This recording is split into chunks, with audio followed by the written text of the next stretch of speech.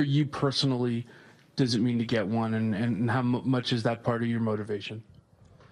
I think I would say part of my motivation is I just love to win, and understanding the moment that I know how hard it is to get to the finals, and you think that you're young and if you've been once that you'll just continue to keep going, and we realized that last year. We kind of took it for granted at certain moments, and we didn't make it to the finals, and this year put things in perspective. And I think you could see in our excitement, right, when we won the conference. Obviously, that's not the end-all, be-all, but it really is tough to get to this moment. So I think right now just staying present in the moment. I'm not thinking about, what it would mean for my legacy or anything like that. Just excited to play some basketball after this long break and go out there and try to get the job done. Back left, Tim. Jason, Tim Reynolds with the AP.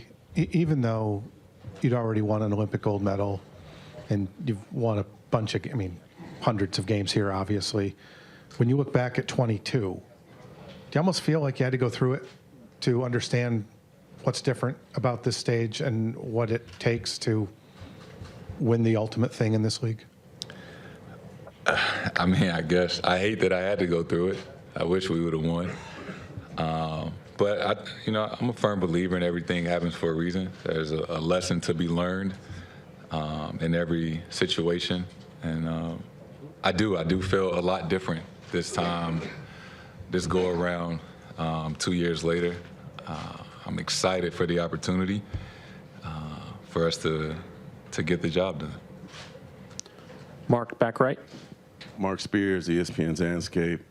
Jason, is this maybe it's perhaps this is the case with the Lakers, but does this franchise have a different pressure on it with all the banners, with all the legends, with trying to be amongst those names when it's all said and done, that in order to truly be there, you have to win a championship to do that? The answer to that, of course. Right? We only hang NBA championship banners, right? 17 of them. Some of the greatest players ever played this game wore this uniform, and all of us are honored to following their footsteps and the way that they paved for us to live out our dreams. So essentially, yeah, if you want to be one of the greats, right, to put on this uniform, every great before you won a championship, and that's what we try to play for every single season. The expectations are obviously different here, and it takes special players to be here and to be a part of an environment like that. Second row here on the left. Jason, Nick Galley, Field Level Media. You guys bring in Drew Holiday this offseason. He obviously had the title run with Milwaukee. Does he kind of offer a new perspective on the finals that maybe you guys didn't realize when you had your run 2 years ago? Yeah, with his presence in the locker room, obviously on the court, he just brings a different dynamic. I've said it all season, we're so lucky to have him on our team. Drew literally does any and everything that we ask and that we need. And more than that, he's capable, right? He can hit big shots, obviously get a big stop, guard the 5-man if we need him to. We're very, very lucky to have him. Gary over here on the left. Jason, Gary Wash from Boston Globe. You've probably been the most scrutinized player during this postseason. Think so? Yeah, I think so. How much you smiled or didn't smile when Jalen won the MVP and things like that. How has it motivated you for this moment? Do you turn off social media when your son says something, or your friends, like your mother?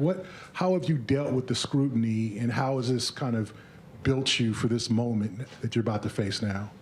I think more so than me, right? It's like my mom, my grandma, my family and friends. They're more bothered by it than me. And I understand, like, if Deuce was to make it to the NBA, and people were talking about him every single day. As a parent, I wouldn't be able to separate the superstar from the child.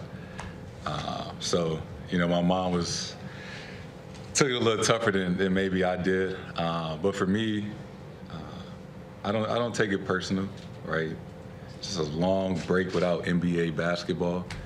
So they had to overanalyze every little thing and have something to talk about.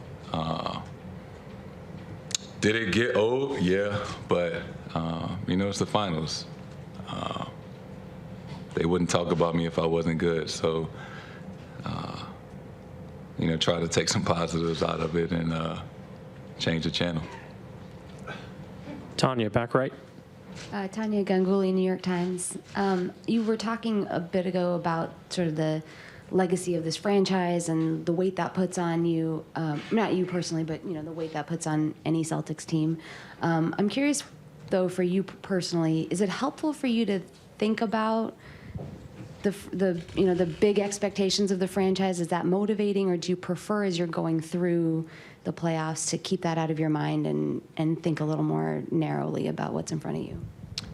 Yeah, and honestly, it's like I don't think about the future or what this may mean for me down the road. Just as simple as it sounds, is just trying to stay present, stay in the moment, enjoy it, right? Keep talking about pressure. It's the NBA Finals, like that shit is supposed to be fun, and that's kind of where I'm at with it. Is like I'm in the NBA Finals. I have a second opportunity to win a championship, and I want to enjoy it. I want to enjoy the moment, enjoy it with my teammates and my family. So that's where my narrow focus is about competing at a high level, finally getting to play tomorrow, and just having fun, just going out there and doing what I love to do. Jabari, back left. What's up, bro? Oh, shit. I feel like, first of all, Jabari Smith, NBA correspondent. I feel like this league is a lot of expectation. You know what I'm saying? I'm going to try to shift it a little bit.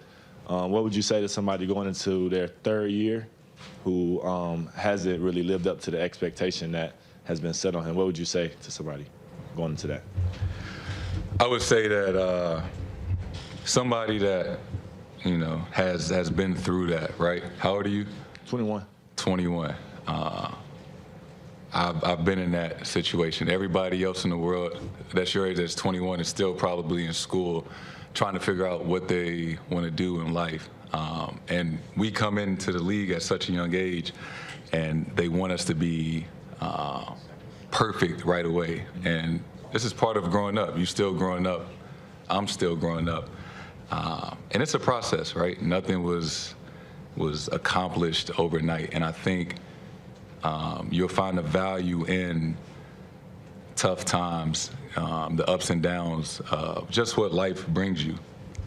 Damn, I sound like a real old person right now. Just in the sense of like your career, I would just say, man, enjoy it, right? It's going to be some great times. There's going to be some times that aren't so great. And it's okay to be upset, because that means you care, right? You want to be great. And people believe that you can. They just try to rush the process. And it takes however long it takes.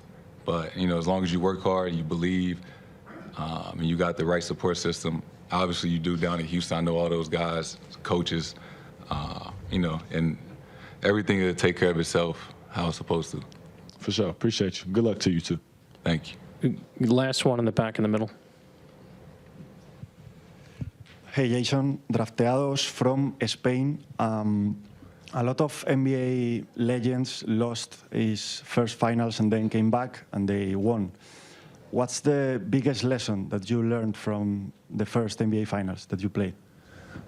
Biggest lesson, I give a lot of credit to that team, like the Warriors.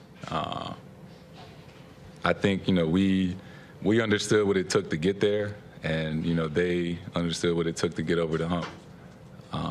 That was a really special team that didn't make many mistakes, obviously well coached, and they just been there before. And in some of those tough moments, when I go back and look, you can tell that they had been there before, and it was a lesson to be learned. And I told myself that if I ever got the opportunity again to make it to the finals, that never take it for granted. And obviously we're here now, and thankful to be here. And I'm excited to get ready to play and have fun tomorrow.